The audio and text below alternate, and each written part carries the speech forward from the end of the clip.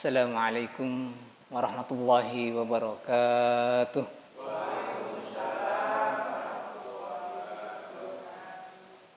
Innal hamdalillah nahmaduhu wa nasta'inuhu wa nastaghfiruh wa na'udzu billahi min syururi anfusina wa min sayyiati a'malina.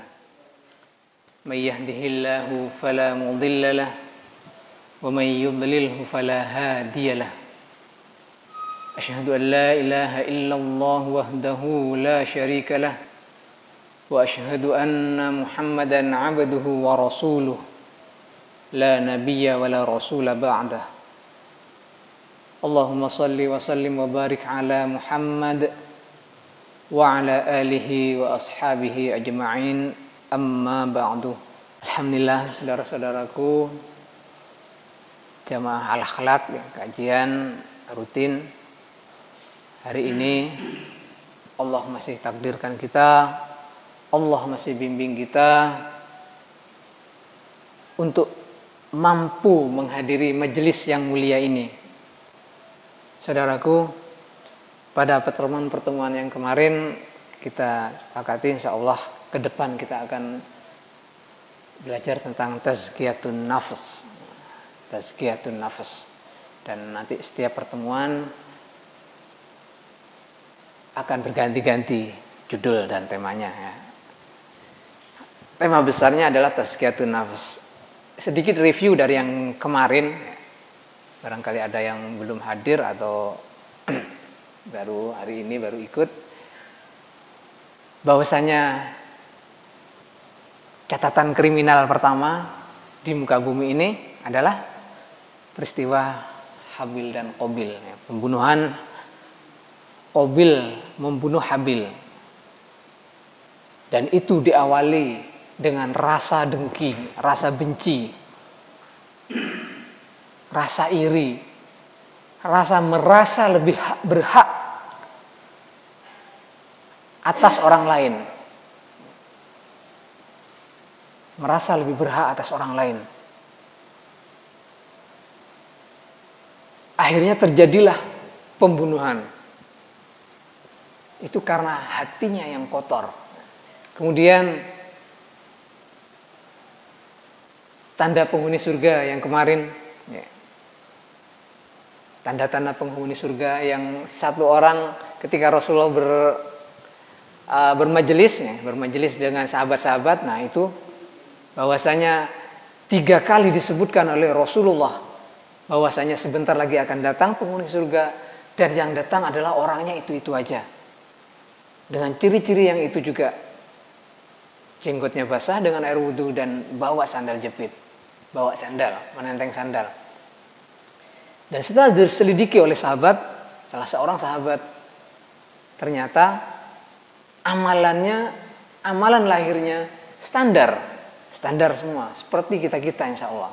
Bahkan beliau tidak tahajud juga. Mungkin dari kita lebih di atas beliau.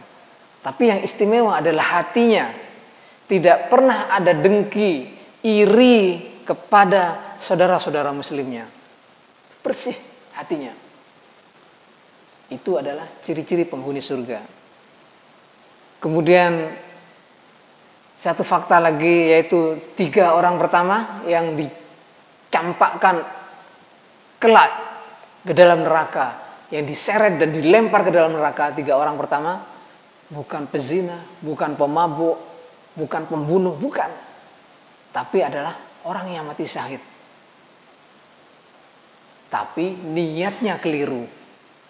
Mati syahid bagaimana? Mati syahid ini udah tujuan pertama ya, tertinggi udah ini. Cita-cita tertinggi seorang mukmin, yaitu mati di medan jihad. Tapi ini malah pertama kali dilempar ke dalam neraka hanya gara-gara salah niat di hatinya. Yang kedua, orang yang belajar, menuntut ilmu, belajar Al-Quran, membaca Al-Quran, qori, baca Al-Quran, tapi keliru. Baca kalau dilihat orang dibagus-baguskan, tapi kalau tidak ada orang malah nggak baca Al-Quran, nggak baca Al-Quran. Nah hal ini yang membuat dia diseret dan dilemparkan ke dalam neraka. Yang ketiga, masih ingat gak? Orang dermawan. Dermawan, orang yang rajin sedekah. Tapi keliru lagi niatnya. Keliru niatnya. Keikhlasannya dikotorin oleh niat riya. Ingin dipuji, ingin disebut sebagai orang yang dermawan. Itu yang membuat dia terjerumus nantinya ke dalam neraka. Jadi amalan batin itu sangat-sangat penting. Bahkan lebih penting dari amalan lahir, lebih penting. Meskipun amalan lahir itu penting. Karena apa? Ya itu tadi. Kita sholat, kita wudu, sudah bagus, sholat bagus, ditambah lagi sholat sunnah, baca Al-Quran. Tapi kalau amalan batinnya salah, itu nanti muspro. Menawi coro Jawa ini muspro. Kalau cara orang anak sekarang itu zong. Nanti di akhirat nggak ada nilainya. Nanti akan bertanya-tanya, heran kita. Mana sholat saya nggak ada catatannya, nggak ada semuanya. Gara-gara keliru niat. Makanya saya kemarin diistilahkan itu seperti angka 0 ya. Nah, amalan lahir itu angka 0 sebanyak apapun jajarannya.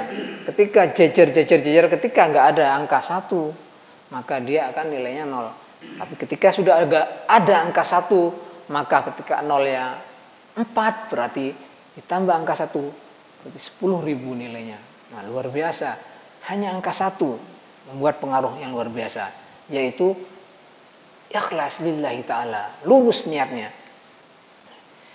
Kemudian jenis-jenis amalan lahiriah. Kemarin kayaknya sudah sempat disinggung ya sedikit ya. Contoh-contoh amalan lahiriah yang fisik. Misalkan wudu, ya, wudu itu amalan lahiriah, melibatkan fisik kita. Sholat, fisik ya. Hadir di kajian seperti ini. Nah, ini kan yang dibutuhkan fisik kita hadir. Kemudian menolong orang lain. Ada orang jatuh kita tolong. Ada orang ngangkat beban yang berat nggak kuat kita bantu. Itu amalan. Menolong termasuk ibadah itu kalau niatnya betul ya. Kemudian jihad itu pasti ya. Kalau niatnya lurus itu jihad. Bahkan tersenyum. Senyum ini bisa bernilai ibadah, senyum ini. Bisa bernilai ibadah ketika kita niat kita ittiba' Rasul. Ada juga amalan harta, zakat, infak, sedekah, kurban ya.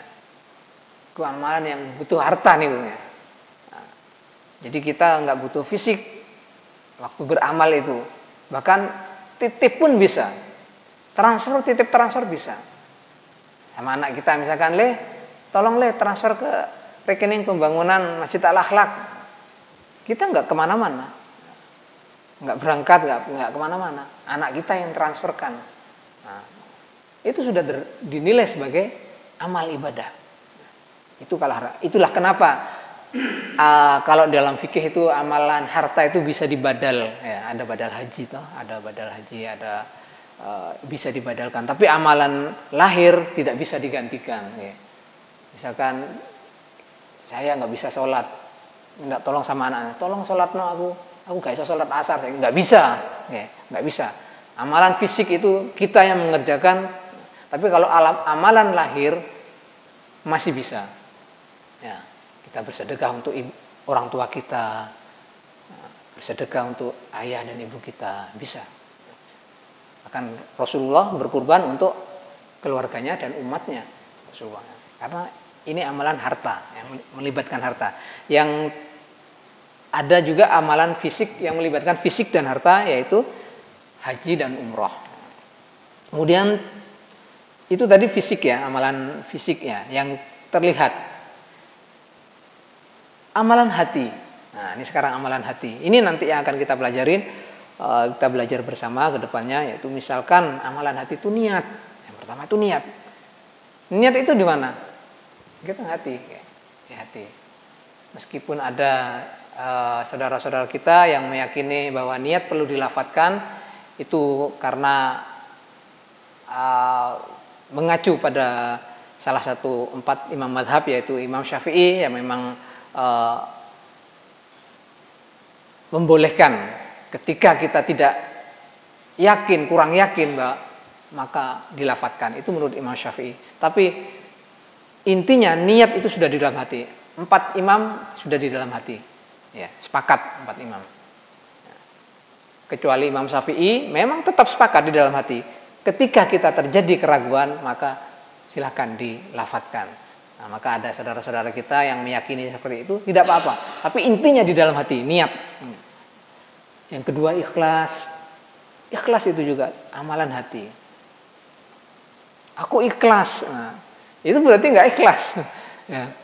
Kurang ikhlas piye aku. Aku wis ngene-ngene kurang ikhlas piye. Nah, itu berarti belum ikhlas. Nah, nanti kita akan belajar itu. Ikhlas yang belum ikhlas. Kemudian sabar. Sabar itu amalan hati itu. Syukur, bersyukur itu hati semua. Kemudian zuhud, merasa cukup. Merasa cukup dengan pemberian Allah. Allah kasih rezeki segini, alhamdulillah. Kasih yang lebih kecil, alhamdulillah. Hari ini tidak dikasih rezeki, alhamdulillah. Zuhud. Zuhud, nanti kita akan belajar itu zuhud. Apa itu zuhud, bagaimana itu zuhud. Nah, kemudian ada tawaddu. Tawaddu itu merendahkan diri. Merendahkan hati. Rendah hati di hadapan manusia. Rendah diri di hadapan Allah. Kemudian tawakal. Tawakal itu berserah diri. Pasrah. Pasrah kepada Allah. Apapun keputusan Allah kita pasrah. Itu amalan-amalan hati. Ada juga penyakit hati. Penyakit hati. Contohnya riya, ingin dipuji, sombong, jumawa, merasa paling jago, merasa paling pintar, merasa paling kaya, merasa paling berjasa. Ini penyakit. Penyakit hati. Iri, lihat saudaranya lebih meningkat, iri. Lihat temannya pangkatnya naik, jabatannya naik, iri. Lihat tetangga beli motor baru, iri. Ini penyakit nih, Pak. Penyakit ini. Nah, ini kalau kita ngaji, insya Allah nanti kita akan belajar bagaimana caranya mengendalikan rasa itu. Karena ini banyak lumrah nih. Wonten mboten teng mriki? Wonten nggih, teng pundi-pundi wonten. Kados ngoten niku. Penyakit hati niku. Iri nanti berkembang menjadi dengki akhirnya. Nek wis iri, akhirnya dengki. Kemudian hasad. Marah. Nah, itu penyakit semua, penyakit hati semua. Niku nggih. Kita masuk ke hati. Kemarin ya beberapa kali pertemuan yang lalu kita sudah mempelajari tentang hati. Hati ya itu adalah kolbu, kolbu ya. Yang masih ingat hadisnya itu ya, bahwasanya di dalam jasad itu ada satu segumpal daging ya itu ya. Kolbu atau fuad ya, ada fuad juga ya. Adalah ciptaan Allah yang sangat unik.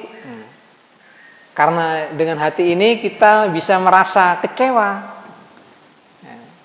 Bisa merasa senang, bisa merasa sedih.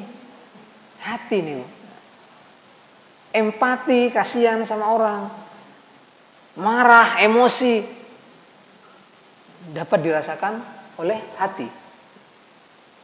Kemudian ada juga istilah nafs. Kalau di dalam Al-Quran ada hati atau kolbun, ada juga nafs.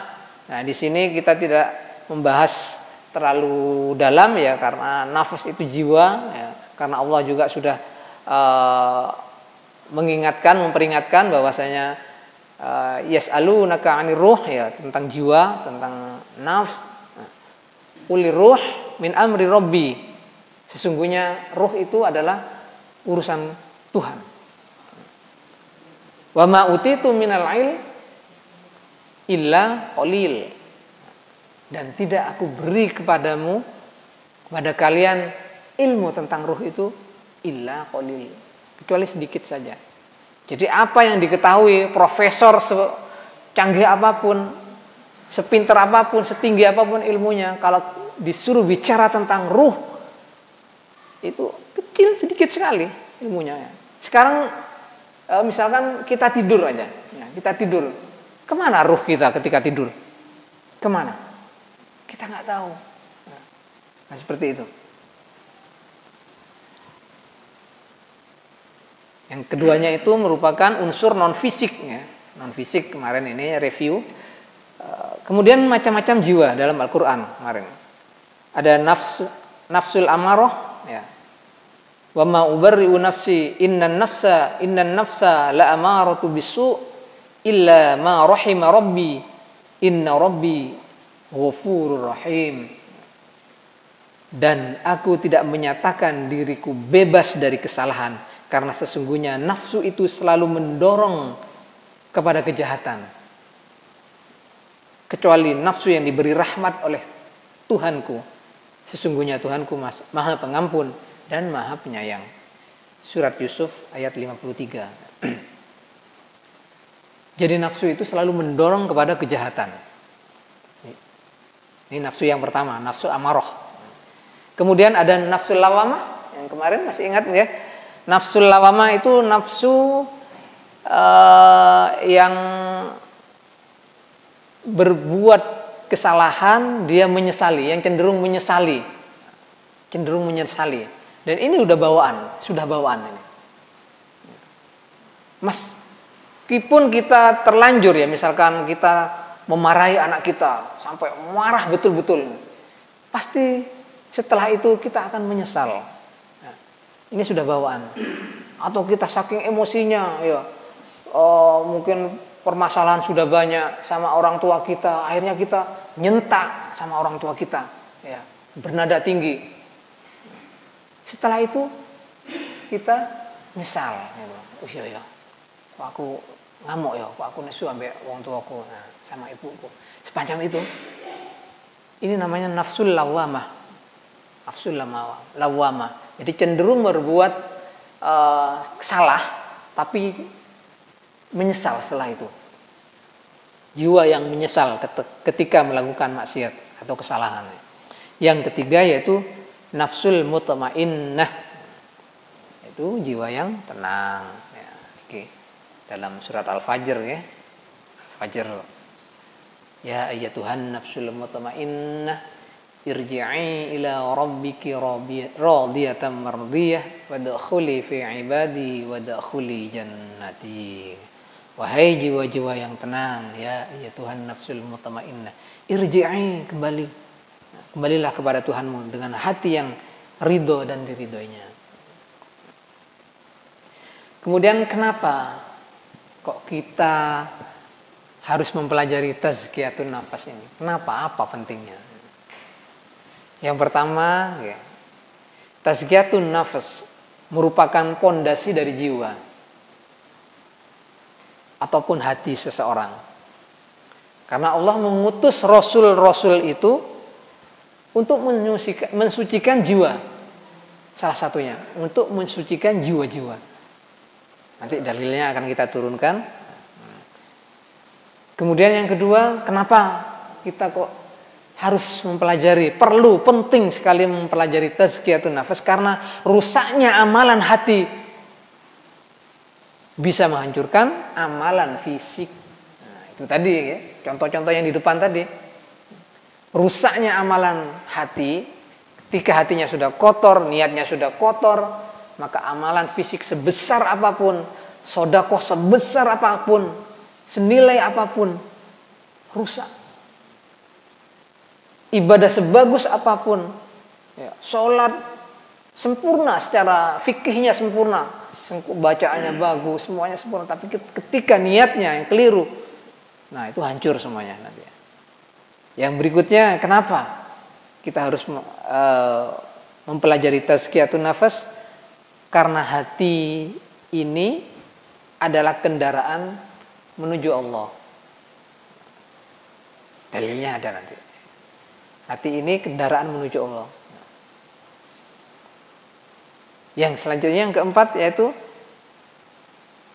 kenapa kita harus perlu dan penting tazkiyatun nafas? Karena yang bisa berjumpa dengan Allah adalah jiwa yang suci, qalbun salim.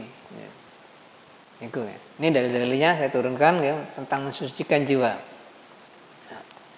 Surat Al-Jumu'ah. Walladzi ba'atsa fil ummiyina rasulan minhum yatlu 'alaihim ayatihi wa yuzakkihim wa yu'allimuhumul kitab wal hikmata wa in kanu min qablu lafi dhalalin mubin. Walladzi ba'atsa fil ummiyin, dialah yang mengutus orang rasul dari kaum yang buta huruf. Rasulan minhum yatlu 'alaihim ayatihi, yang membacakan kepada mereka ayat-ayatnya. Wa yuzakkihim, nah ini wa yuzakkihim, zaka yuzakki, ini mensucikan. Makanya zakat fitrah ya, mensucikan harta kita. Zaka yuzakki, yuzakkihim wa yu'allimuhumul kitab, dan mengajarkan mereka kitab dan hikmah ya, wal hikmata wa in kanu min qablu la fi dhalalin mubin, meskipun sebelumnya mereka benar-benar dalam kesesatan yang nyata ya. Ini surat Al-Jumu'ah ayat 2 ya. Kemudian beruntunglah orang-orang yang mensucikan jiwa, dalam surat Al-A'la sering dibacakan biasanya waktu Jumatan, salat Jumat ya. Qad aflaha man tazakka wa dzakara asma rabbih fa shalla. Sungguh beruntung orang yang mensucikan diri dengan beriman dan mengingat nama Rabb-nya lalu ia salat. Wa dzakara asma rabbih, mengingat wa dzakara asma rabbih fa shalla, dan salat. Al-A'la ayat 14 sama 15. Dengan redaksi yang berbeda juga dalam surat Asy-Syams. Asy-Syams, qad aflaha man zakkaha wa qad khaba man dassaha. Qad aflaha man zakkaha, sesungguhnya beruntunglah orang yang mensucikan jiwa itu. Sebaliknya di ayat berikutnya, wa qad khaba man dassaha, dan sesungguhnya merugilah orang yang mengotorinya. Ini dalil-dalil yang memerintahkan, yang mengisyaratkan bahwasanya kita perlu mensucikan hati, jiwanya. Kemudian qalbun salim ya. Wala tukhzini yauma yub'atsun yauma la yanfa'u malun wala banun illa man atallah biqalbin salim. Asy-Syu'ara ya. Dan janganlah engkau hiraukan aku pada hari mereka dibangkitkan, dan janganlah engkau hinakan aku pada hari yang mereka dibangkitkan, yaitu pada hari ketika harta, anak-anak tidak berguna lagi. Yauma la yunfa'u malun wala banun. Harta kita yang kita kumpulkan dan anak-anak kita yang kita didik dari kecil, kita sayang, kita timang-timang, di hari akhir nanti tidak berguna lagi. Kecuali di alam barzakh. Kalau di alam barzakh masih kita mengharap doa-doa mereka. Kalau di sana udah urusan nafsi-nafsi sudah. Kalau nafsi-nafsi nanti. Illa man atallahi biqalbin salim, kecuali orang-orang yang menghadap pada Allah dengan qalbun salim, dengan hati yang salim, yang selamat. Di surat Asy-Syu'ara 87, 89 ya. 87 sampai 89. Kemudian ada juga dari hadis ini, hadis riwayat Muslim. An Abi Hurairah qala Rasulullah sallallahu alaihi wasallam, innallaha la yanzuru ila suwarikum wa amwalikum walakin yanzuru ila qulubikum wa a'malikum. Dari Abu Hurairah, ia berkata bahwasanya Rasulullah sallallahu alaihi wasallam bersabda, sesungguhnya Allah tidak melihat pada bentuk dan rupa kalian. Allah tidak melihat pada bentuk kita. Ganteng, cantik, badannya besar, kurus, atau apa, gemuk, atau apa. Gak melihat Allah. Gak peduli. Gak peduli Allah. Akan tetapi, walakin yanzuru ila qulubikum wa a'malikum. Tapi Allah melihat pada hati kalian, wa a'malikum, dan amal-amal kalian. Jadi itu yang dilihat sama Allah. Jadi hati-hati kita, terutama yang masih muda-muda, terlalu fokus kepada fisik. Wah, aku lah bajunya jelek nanti dianggap apa? Merasa terhina, merasa rendah diri karena pakaian, atau badanku kalau kecil merasa rendah diri, nggak pede dengan ini. Kalau orang yang punya qalbun salim itu lurus, tenang. Nah, itu nanti tidak peduli dengan itu karena tahu yang dilihat Allah bukan itu. Yang dilihat Allah adalah hati. Abu Hurairah radhiyallahu anhu dalam asarnya mengibaratkan hati itu ibarat raja. Hati ibarat raja dalam tubuh. Hati ibarat raja, sedangkan anggota badan ibarat pasukannya. Tangan, mata, telinga, mulut, kaki, semua anggota badan ini pasukan. Kalau hatinya bagus, kalau hatinya bersih, maka yang dilakukan oleh semua ini enak, tenang. Tangannya untuk sedekah, untuk bantu orang, matanya untuk melihat yang bagus-bagus, untuk baca Al-Quran, untuk belajar, semuanya. Mulutnya untuk berbicara yang bagus-bagus. Kalau nggak bisa bicara bagus, diam. Kalau hatinya bagus. Tapi kalau hatinya sudah kotor, maka pasukannya ini ikut rusak semua ini. Rusak semua. Betul yang disadarkan Rasulullah itu. Tentang hati itu. Ini menurut Abu Hurairah. Qalbun salim ya. Qalbun salim menurut Ibnu Sirin menafsirkan qalbun salim itu adalah hati yang mengenal Allah dan meyakini hari kiamat. Nah, ini menurut Ibnu Sirin ini. Jadi ulama-ulama itu menafsirkan tentang qalbun salim itu berbeda ya. Ada sedikit perbedaan-perbedaan. Menurut Ibnu Sirin seperti itu. Hal senada juga disampaikan oleh Ibnu Abbas, Mujahid, dan Hasan Al-Basri.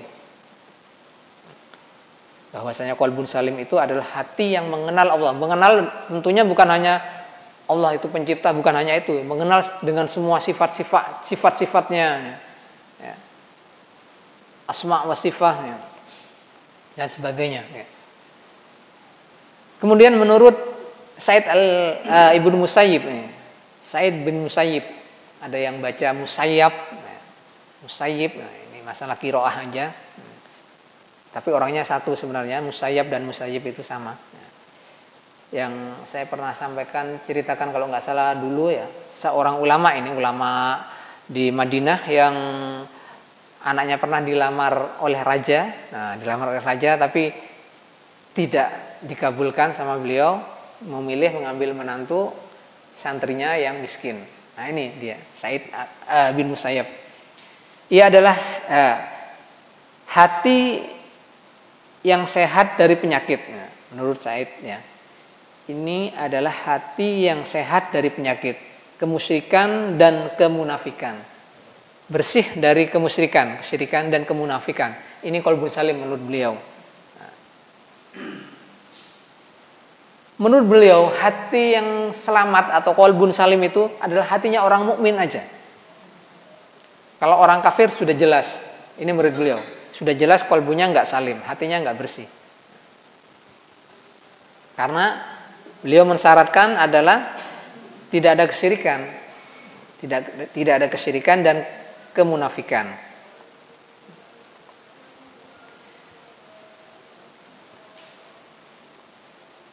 Selanjutnya menurut para ulama, jadi hati itu, kolbu itu dibagi ada macam-macamnya, ada 4 macam.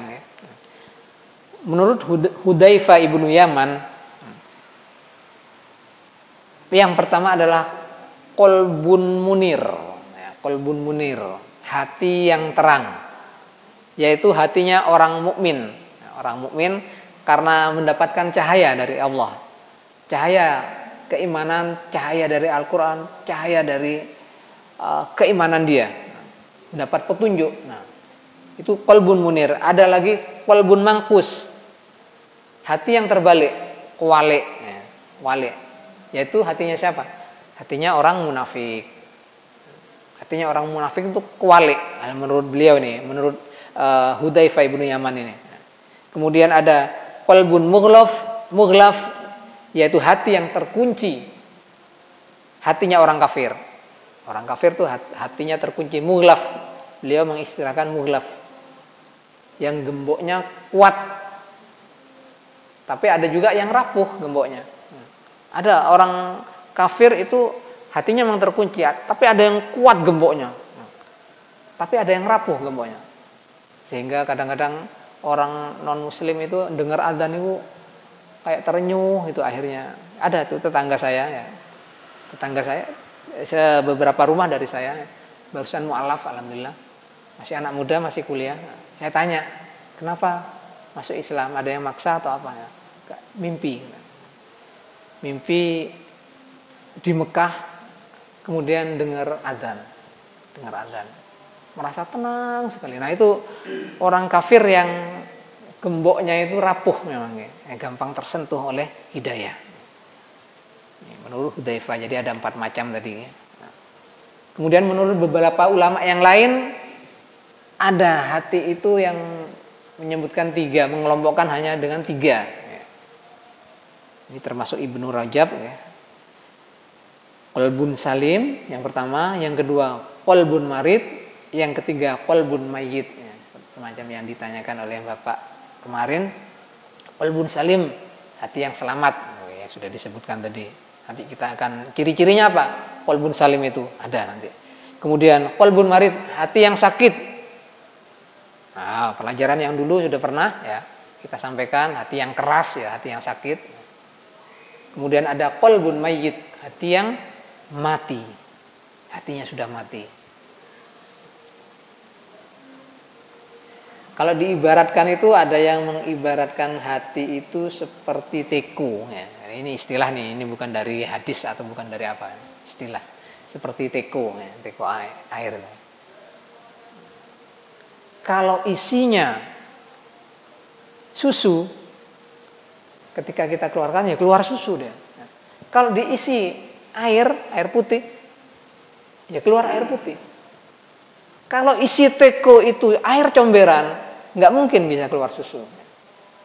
Pun sumpah nih, kalau ada teko yang diisi air comberan keluar susu, saya titip.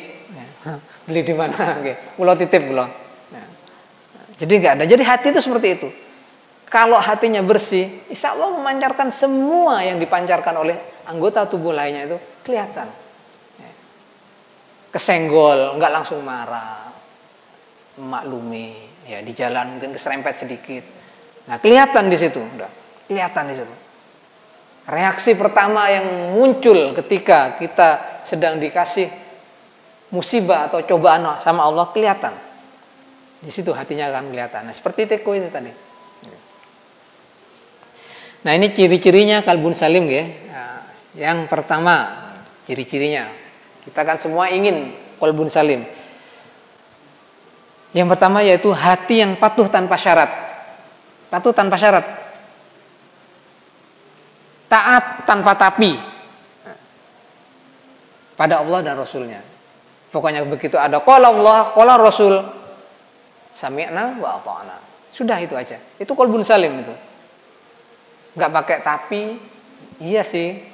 Nggih, bagus, tapi kalau gini gimana? Tapi saya enggak. Nah, seperti itu masih rodok keruh. Nah, hatinya masih belum bersih, belum salim. Contohnya ini. hadis misalkan ada dari Rasulullah, misalkan jika dijilat anjing harus dibasuh 7 kali. Nggih, mboten. Syariatnya seperti itu, 7 kali, dan salah satunya harus pakai debu, pakai tanah, dicampur dengan tanah. 1400 tahun yang lalu sahabat-sahabat itu nggak tahu manfaatnya apa, ya, fungsinya apa, nggak tahu. Pokoknya Rasulullah menyampaikan seperti itu, sami'na wa ata'na. Nah, baru belakangan ini baru ditemukan bahwasanya ternyata ada kandungan racun dari liurnya anjing itu yang tidak bisa dibersihkan, tidak bisa dinetralisir kecuali dengan unsur-unsur yang ada di dalam tanah. Nah, ini terakhir ini aja. Rasulullah sahabat-sahabat tuh nggak mikir itu. Begitu Rasulullah menyampaikan seperti itu, sami'na wa ata'na. Ini qalbun salim. Kalau sekarang kan enggak, ya, nggak masuk akal. Mending pakai sabun antiseptik, sabun. Sekarang seperti itu. Ya. Kalau nggak nyampe ke akalnya, nggak dipikir engkusik. Kemudian ada lagi sunnahnya makan pakai tangan kanan. Nah, kemudian setelah makan disunahkan untuk menjilat jari jemari kita. Gilani, ya. Kalau nggak biasa gilani. Tapi kalau qalbun salim, kita lihat ini hadis Rasulullah. Kita lihat derajat hadisnya sahih. Ya. Kita lihat pemaparan dari para ulama-ulama bahwasanya ini betul, penjelasannya seperti ini dari ulama-ulama. Sudah sami'na wa ata'na. Tidak perlu lagi dipikir lagi. Kok gila nih ya rasanya ya. Makan pakai ini kemproh rasanya kemproh. Nah, seperti itu ya. Macam-macam ya. Tapi kalau derajat hadisnya itu sahih betul-betul sudah. Orang yang hatinya bersih, qalbun salim, tidak perlu lagi nawar-nawar. Tanpa tapi, apa tadi? Patuh tanpa syarat, taat tanpa tapi. Nah, itu. Ada lagi sunnah menutup bejana, wadah minum. Ada hadisnya itu. Jadi ketika kita ninggal gelas atau tempat, tempayan gak ibu-ibu, mas panci, nopo-nopo niku. Kalau kita mau tidur tuh disunahkan sama Rasulullah untuk ditutup. Bahkan ketika dalam kondisi gak ada tutupnya, tutup pakai kertas atau bahkan ditutup pakai ranting pohon pun boleh. Ada hadisnya itu. Itu sami'na wa ata'na sudah. Nggih manut mawon pun kersane Gusti Allah Rasulullah yang berdawuh Rasulullah manut. Sami'na wa ata'na nggih. Sunnah membersihkan tempat tidur. Beres gitu. Ya, bersihkan tempat tidur sebelum tidur. Disunahkan sama Rasulullah. Sunnah miring ke kanan. Itu terakhir ditemukan terakhir ini. Oh, ternyata posisi jantung kita di sebelah kiri. Ya. Dan bahkan barusan saya ikut kajian fikih itu, ternyata orang yang mau nazak supaya mudah nazaknya, ya, supaya mudah nazaknya, syakaratul maut, ya, nazaknya, itu dimiringkan ke kanan seperti posisi tidur itu. Seperti itu. Ternyata wah hikmahnya luar biasa ternyata. Dan orang yang beriman, orang yang qalbun salim, sami'na wa ata'na. Sunnah mencelupkan lalat. Nah, niku, nggih, yang ada lalat, nah dicelupkan niku. Itu kalau orang yang orang yang mengandalkan akalnya, pasti itu udah wah kemproh, lalat sudah penyakit malah dicelupno. Sudah pasti seperti itu, sudah pasti. Karena apa? Karena mendahulukan akal. Seberapa akal manusia itu? Seberapa? Akal manusia. Zaman Rasulullah tidak ada motor, sekarang ada motor. Ketika sama Allah dibuka, sedikit-sedikit dibuka sama Allah tuh hikmahnya itu. Sedikit lebih sedikit dibuka sama Allah. Zaman Rasulullah nggak ada komputer, sekarang ada. Dan nanti akan lebih canggih lagi. Nanti setelah terkuak semua orang baru akan terbelalak. Oh, ternyata betul semua. Juga ada hadis yang masalah air ya, yang sawah itu, sawahnya yang di bawah ini sawahnya orang Yahudi, yang di atas sawahnya orang Muslim, sahabat Ansor. Nah, itu air yang mengalir ke situ ditutup sama orang Muslim ini, ditutup sama orang Muslim. Kemudian Yahudi ini mengadu sama Rasulullah. Ini ada hadisnya. Saya nggak hafal panjang karena ceritanya.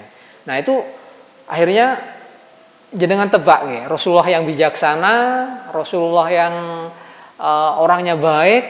Nah, apa keputusan Rasulullah? Suruh membuka, mengalirkan, apa dibiarkan menutup? Monggo. Jenengan tebak. Ya,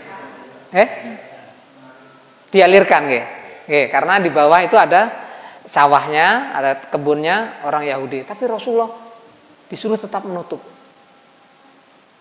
Nah ini bertanya-tanya kita ya, kok Rasulullah kok gak bijaknya sih? Ya? Kok mendiskreditkan, seolah-olah mendiskreditkan atau mengenyampingkan ini karena bukan orang Islam. Nah, ternyata setelah ada penelitian dalam musim kemarau, kalau air yang di atas itu kita biarkan tutup, maka yang di bawah akan tetap dapat rembesan, tetap akan subur. Tapi kalau dibuka, maka semuanya nanti akan kering, yang atas nggak dapat. Seperti itu. Itu penelitian orang Jepang, ya, yang meneliti itu dari Jepang. Baru terkuak ratusan tahun, 1400 tahun baru terkuak. Ternyata hadis ini luar biasa ini Rasulullah. Nah kita kan kalau orang ini bisa dimanfaatkan oleh orang-orang yang akliun tadi ya. Wah Rasulullah seperti itu, semacam itulah. Semua syariat-syariat yang diajarkan oleh Rasulullah, oleh Allah melalui Rasulnya, itu pasti ada hikmahnya. Dan ini bagi orang yang punya qalbun salim, akan sami'na wa ata'na. Kemudian ciri yang kedua qalbun salim itu adalah selalu bergegas dalam kebaikan. Nah, bergegas langsung. Misalkan ada iuran, ini yang kita membangun masjid, pulang. Begitu ada kerentek, langsung bergegas. Ayo, ono kajian ya. Ayo, budak. Nah, gak banyak mikir. Nah, tidak menunda-nunda. Tidak. Untuk kebaikan untuk kebaikan. Kemudian ciri yang ketiga, dalam beramal selalu bersih, murni, steril, dan ikhlas. Semata-mata hanya lillahi ta'ala. Ini ciri-ciri qalbun salim yang ketiga. Dan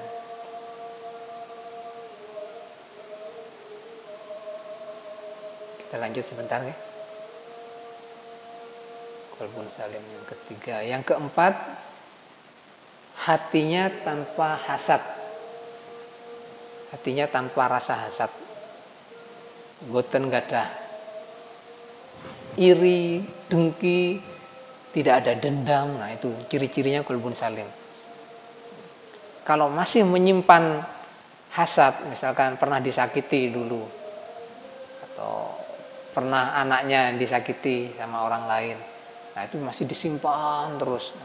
Awas ditenono. Hal semacam itu qalbunya tidak salim ya, qalbun marid. Itu hati-hati nanti ya. Makanya ada orang yang nazaknya susah ya, karena masih menyimpan dendam-dendam, menyimpan semacam itu. Ciri yang keempat. Yang kelima, ketika kita dibenci atau dimusuhi, kita membalas dengan kebaikan.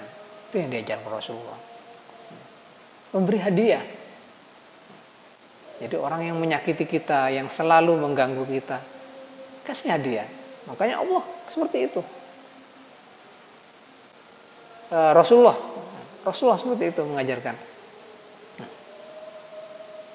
Jadi itu tadi ciri-cirinya qalbun salim ya. Maka dari itu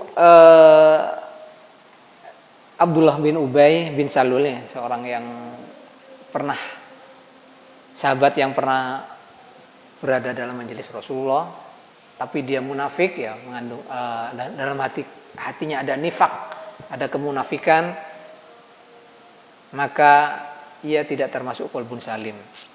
Dia menjadi munafik hingga akhir hayatnya. Karena apa? Hatinya kotor. Meskipun belajarnya, ngajinya sama Rasulullah langsung. Dan sebaliknya, sebaliknya Rasulullah ketika Abdullah bin Ubay bin Salul ini meninggal, sahabat-sahabat nggak ada yang mau menyolati karena tahu dia orang munafik. Karena memang ada ayatnya ya, tidak boleh mensolatkan orang munafik. Ini sudah jelas-jelas orang munafik ini, jelas-jelas ya. Tapi Rasulullah tetap mensolatkan sampai Umar bin Khattab protes. Kok disolatkan? Tapi Rasulullah tetap memilih mensolatkan karena Allah juga memberi pilihan. Allah memberi pilihan sama Rasulullah. Makanya yang sekarang yang banyak itu ulama-ulama itu kan tetap menyolatkan meskipun umatnya yang lain nggak sholat nggak apa-apa, nggak menyolatkan karena boleh untuk tidak menyolatkan. Tapi ulama-ulama karena dia tetap ya, menjaga qalbun salimnya dan juga ada fardu kifayahnya ya. Jadi nggak boleh kita terlantarkan. Tetap kita ada yang menyolatkan meskipun hanya 1-2 orang yang menyolatkan seperti itu ya.